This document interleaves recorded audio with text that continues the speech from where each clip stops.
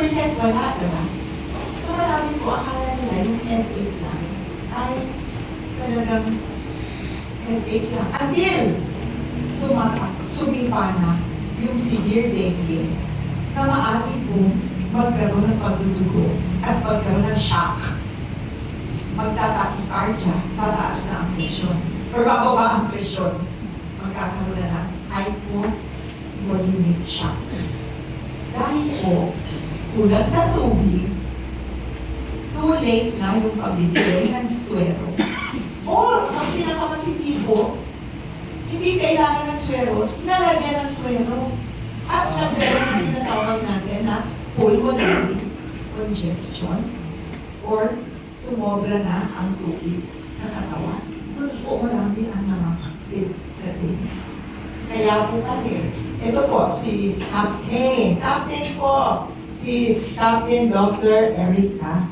Sabi ko nga, kailangan talagang pag-aralan po ng mga doktor ang pag-manage ng appropriately sa dengue. Ito po si Dr. Eric, about 25 years ago, the first time kami nag-meet, di ba bata pa tayo, no? Nasa press conference tayo na ng Minus 25, tama, bata pa. Diba? Bata pa kami noon, ang una namin pagkikita sa isang forum, press con din yun, diba? Ng dengue. Kaya tinawag ko siya noon, Mr. Dengue. Noon nag-umpisa pa lang siya sa DOH, chocolate ko nag-uumpisa. Dengue na po ang pinag-uusapan mo. Yun ang sinasabi ko sa inyo, hanggang ngayon yun pa rin. At ang pasaklang, wala pong pagbabago. Ang namamatay, ang nagkakaroon ng sakit, pataas pa ng pataas. Hindi po ba napakalaking problema niya? Samantalang yung polio, yung tigdas, yung meningitis, yung mga na-prevent na po na wala na. Yung malaria, wala na. Wala na.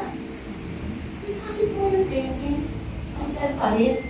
At ang masaklang, yan po ay vaccine preventable na. Alam niyo po, isi-chismis ko sa inyo, noong 2010, bago ko po si Pinoy, nakausap ko si Dr. Ona, no? 2 weeks after July 1, mga July 14, yung pagpunye, sabi sa akin ni Dr. Ona, alam mo ba sa first cabinet meeting natin, sabi sa akin ni Pinoy, do something about dengue. Kasi noon po, nag-isang dengue, dalawa na po. That was 2010. Sabi po sa akin ni Dr. Ona, pero, meron na ba tayong makuna sa dengue? Diba? Itong 6 years, 2016, nang tayo magkaroon ng unang dengue vaccine. Hindi na alam na Bonillas. Alam na, hindi ko na kailangan explain, hindi ko alam na yan. Anong year nagkaroon ng vaccine? 2016. April 2016, when we had our first dengue vaccine. Diba? Kung unang-unang binigay yan, April 2016. Alam ko po yan. Ang story na yan. Pababa na nun sa Pinoy. Pero alam ko po yan dahil when Eric, nandun ka. Asek ka noon. Kasi sinasabi po ni Pinoy noon, do something about dengue. Masama sa atin talaga, hindi pinag-uusapan yung economic cost ng dengue. Ngayon po yun ang pag-usapan natin. Kasi marami pa pong doktor, kulang ang knowledge, kulang ang nilang pag-aalaga sa dengue. Either sobra-sobra fluids, or kulang, or huli na ang lahat. So yun lang po. Alam mo, binanggit na ni Sir Wilson yung binigay kong datos dito ay doon sa mga nauuspital. At gusto ko lang sabihin, ang budget na limbawa ng Department of Health sa prevention ay may ginahin na lang dito. At ang malaking bahagi po dito ay nagagastos sa mga insecticides. Okay? At dito nga, kinamalaman natin kay Mr. Sergio ngayon sapagkat ang akala niyo pag-ikwenta lang namin kay industry sa ospital, may malaki pong nawawala sa ekonomiya, may direct and indirect cost. Ngayon po si Mr. Sergio magpapaliwanag, ano ba po ang karagdagang gastos natin sa dengue at bakit nawawala ito po Una-una, well, mabuti na lang ngayon, ang PhilHealth, tinaasa nila yung tulong sa ano. At dapat naman, kasi ang PhilHealth, pinapawasin ng pera, hindi naman ginagamit sa ano. Marami pa rin pera na hindi nagagamit. Mabuti na lang, lately, napalitan na yung mga issue, wala na yung one sickness na mabayaran, wala na rin yung dalawang beses ka, pwede ka na rin mabayaran, dalawang beses sa hospital, mabuti nag-i-improve. Pero marami pa rin sakit na hindi kinumugay. Pero yung dengue, mabuti na lang, at least, kahit paano, tinataasan nila yung kita. Sa loob ko nga, yung ginagasta nila sa dengue, apirating lang sa perang tinatago ng PhilHealth. Dapat kaya hindi ko lang alam kung meron silang capacity cost prevention. Dahil binanggit nga ni Dr. Tayak, meron naman hold sa prevention. Pero wala iba, nagagamit din niya sa napakaraming bayan, napakaraming LGUs na siguro kailangan ng prevention. No? At sana, napagin ko nga kanina, dalawang bagay na nawawala sa tao pag kakaroon ng dengue. Yung gastos, hindi naman covered lahat, ano, sa medical. Mabuti na lang ang SSS, I think, kahit na hindi ka na-confine sa hospital, pwede ba kung 4 days ka ng house confine, na may medical certificate ka sa dengue, mabayaran na rin. No? Pero ang problema, hindi naman covered lahat yung gastos mo. Yun na walang kita kung dengue. O yung nanay, halimbawa na hindi makatrabaho dahil mayroong may sakit sa kanila. Ano? At yung prevention para makahawa, napakaraming gastos sa pamilya niya. Multiplied by so many as the Dr. Tayo mentioned, napakaraming cases. Ano? Can you imagine magkaroon nawawala sa ekonomiya natin dyan? At yung health, natin na nagkakasakit ng dengue, I'm sure, hihila yung katawan. Ito, kakaroon ng epekto long-term sa kanila yan.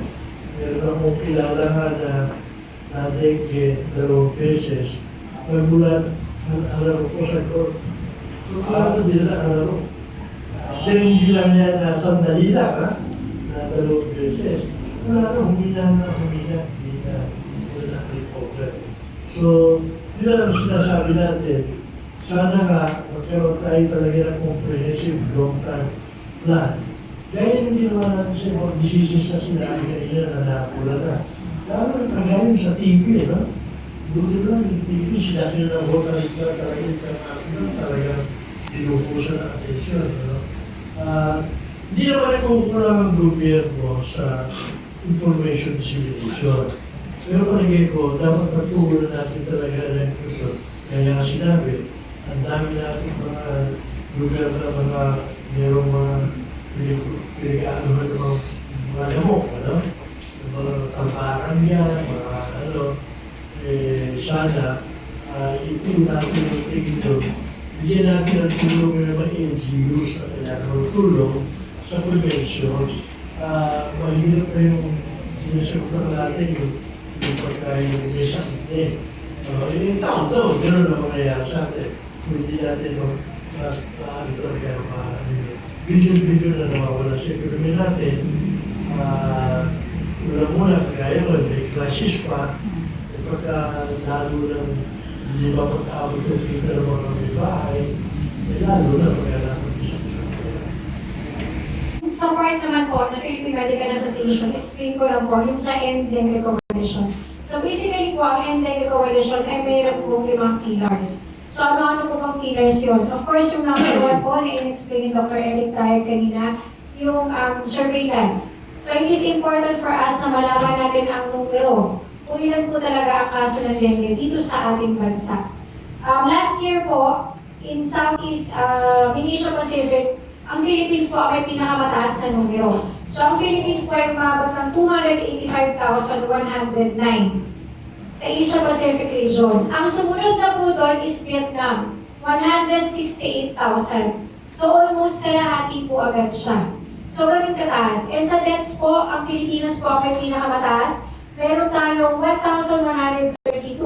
Ang sumunod na po na numero is 412 ang Bangladesh. Ang ibang bansa po is 0. So doon pa lang po, sa numero pa lang yun, maa-alarma na tayo. Bakit ang ibang bansa 0? Tapos ang mga cases nila almost nadodoble nun sa atin.